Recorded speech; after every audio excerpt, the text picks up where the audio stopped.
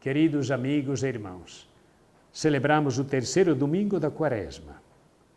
O Evangelho proclamado é de Lucas, capítulo 13, versículos de 1 a 9. Nesse momento chegaram algumas pessoas trazendo a Jesus notícias a respeito dos galileus cujo sangue Pilatos tinha misturado ao dos sacrifícios que ofereciam. Jesus lhe respondeu: pensais que esses galileus eram mais pecadores do que todos os outros galileus por terem sofrido tal coisa? Digo-vos que não. Se não vos arrependerdes, porém, perecereis todos do mesmo modo. E aqueles 18 que morreram quando a torre de Siloé caiu sobre eles, pensais que eram mais culpados do que qualquer outro morador de Jerusalém? Eu vos digo que não. Se não vos arrependerdes, porém, perecereis todos do mesmo modo. E Jesus contou-lhe essa parábola. Certo homem tinha uma figueira plantada na vinha e foi lá procurar figos, mas não encontrou. Então disse ao agricultor: já faz 3 anos que venho procurando figos nesta figueira e nada encontro. Corta! Para que ela ocupa inutilmente o terreno? Ele, porém, respondeu: Senhor, deixa ainda este ano, vou cavar em volta e pôr adubo. Pode ser que venha a dar fruto, caso contrário, tu a cortarás. Palavra da salvação, glória a vós, Senhor. Estamos no coração do caminho quaresmal. E neste domingo o Evangelho apresenta inicialmente Jesus que comenta alguns acontecimentos. Enquanto a memória de 18 pessoas que morreram quando uma torre desabou ainda estava viva na sua mente, fala-lhe de alguns galileus que Pilatos tinha mandado matar. E há uma questão que parece acompanhar estes trágicos relatórios. Quem é o culpado destes terríveis acontecimentos? Eram, porventura, estas pessoas mais culpadas do que outras e Deus castigou-as? São interrogações sempre atuais. Quando nos sentimos esmagados pelas notícias do crime e nos sentimos impotentes perante o mal, perguntamos-nos frequentemente: será talvez o castigo de Deus? É Ele que nos envia uma guerra ou uma pandemia para nos castigar pelos nossos pecados? E por que o Senhor não intervém? Devemos estar atentos. Quando o mal nos oprime, corremos o risco de perder a lucidez e, a fim de encontrar uma resposta fácil para o que não podemos explicar, acabamos por dar a culpa a Deus. E muitas vezes o terrível e mau hábito da blasfêmia vem daqui. Quantas vezes atribuímos a Ele as nossas desgraças, as desventuras do mundo, àquele que, ao contrário, nos deixa sempre livres e por isso nunca intervém impondo-se, apenas propondo. Àquele que nunca usa a violência e, aliás, sofre por nós e conosco. Na realidade, Jesus recusa e desafia fortemente a ideia de imputar os nossos males a Deus.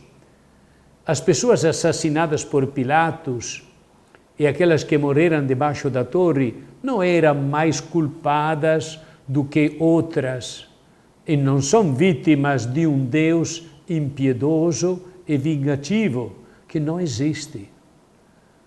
O mal nunca pode vir de Deus, porque Ele não nos trata segundo os nossos pecados, mas segundo a sua misericórdia. Esse é o estilo de Deus. Ele não pode tratar-nos de outra forma. Trata-nos sempre com misericórdia. Mas, em vez de dar a culpa a Deus, diz Jesus, devemos olhar dentro de nós próprios. É o pecado que produz a morte. É o nosso egoísmo que dilacera as relações. São as nossas escolhas erradas e violentas que desencadeiam o mal. Nesta altura, o Senhor oferece a verdadeira solução. Qual é? A conversão. Se não nos converterdes, diz Jesus, todos perecereis do mesmo modo.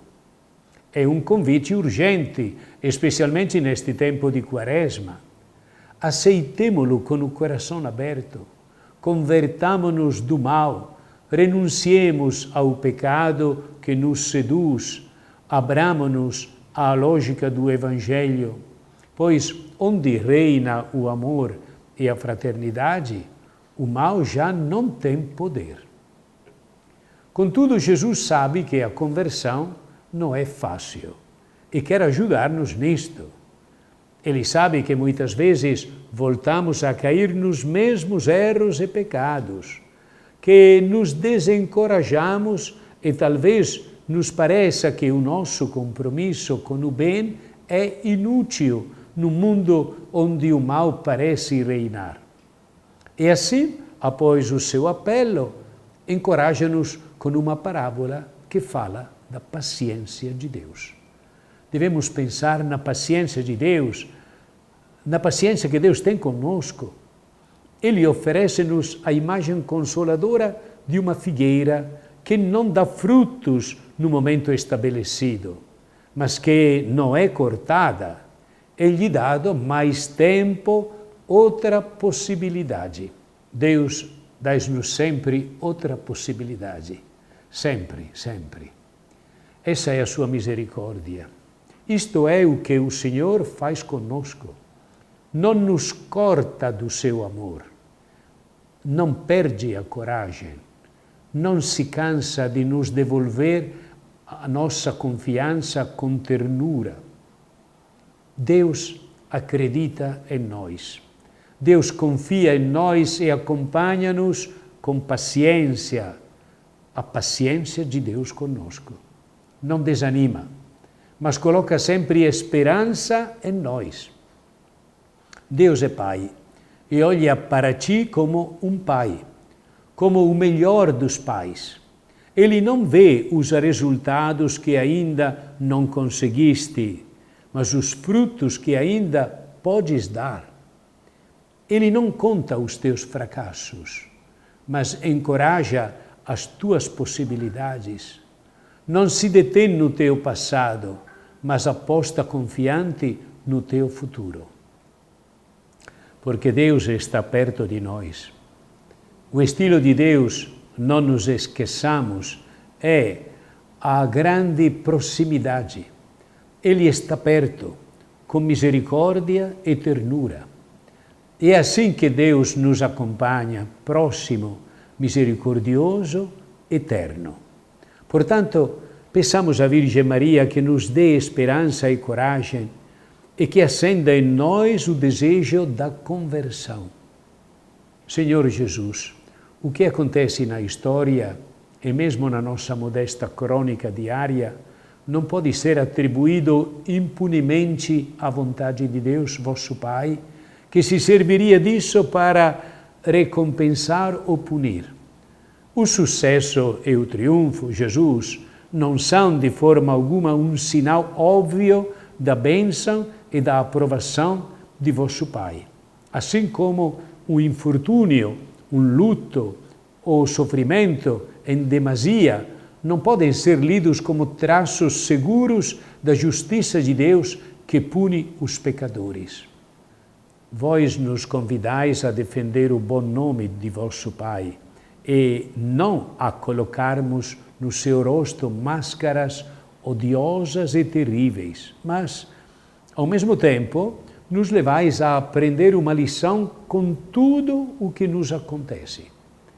Sim, porque existe uma situação mais perigosa do que o desmoronamento repentino de uma torre ou de uma vingança impiedosa feita rápida e brutalmente. É a situação de quem não se decide a acolher o vosso Evangelho e colocar em prática a vossa palavra. É a de quem adia o momento de sua conversão para um futuro indefinido. Convertei-vos, sim, mas eu não roubei, não matei, levo uma vida honesta.